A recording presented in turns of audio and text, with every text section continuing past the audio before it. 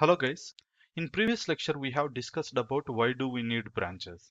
In this lecture we are going to see one of the branching strategy.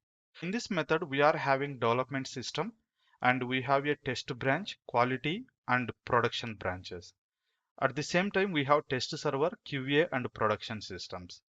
Let's assume that our production system is going to used by end users or our clients. So before deploying any code onto the production, we need to make sure that that code is working. For that, we are going to take advantage of test and QA branches. Let's assume that I am developing one application, some piece of code is ready, and I have tested that one on my local system, nothing but on my laptop. It is working fine. But I don't have any confidence or guarantee that it is going to work on production as well. If that is the case, it doesn't make sense to push our code onto production branch directly and get deployed onto the production system, right? Here, we can push our code onto test branch first, and whatever code we got over here, we can build and deploy it on the test system. Now, if this code is not working on the test system, no problem. Test system is for testing purpose. If this code is not working, I can understand that where are the bugs and I can fix those bugs. Again, I can push that code onto the test branch. Now we have deployed this code as well, but this also not working. Again, we are going to enhance the code and push that code onto the test branch. Now, whatever code we have pushed, we have deployed it, but this code is working fine, which means that whatever features I thought to enable, those features are working fine in this application, which is running on test system. I will name it as a version 1. Why? Because this is working code and I can use this one in the quality and production system. But if I want to deploy it on quality system, the code should be available over here. Similar way, if I want to deploy it on production system, the code should be available over here.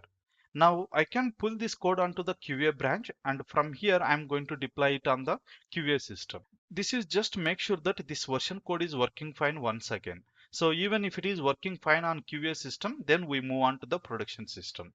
But meantime, developers are still continue to enhance the code, right? Why? Because they want to introduce few more features.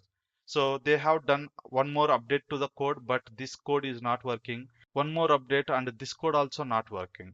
Meantime, in the backend, we can still use the version 1, right? So I can deploy the version 1 as a release 1 on my production system. Now production system is running with the release 1, which has limited features.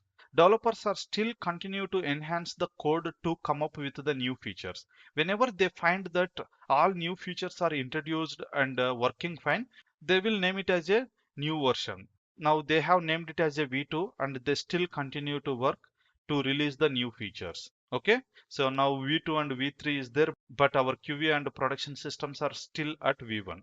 Now we can take the version 2 to deploy it on the quality system. Now our application has been updated on the quality system from the version 1 to version 2. And version 2 I don't want to deploy because those services may not be helpful for our customers much. Then I can wait for next version which they come up with a few more features. Like this, developers are continue to enhance the application and this workflow, nothing but taking the code from the test branch to quality system, from quality to production. This process still continue. Here branch names may change, nothing but instead of test we may use int. Instead of QA we may use pre-prod. Like this the branch names may change but the strategy is same. Maybe instead of using 3 branches we can use 2 branches or 4 branches. Like this we can change it. Okay, so this is one of the branching strategy.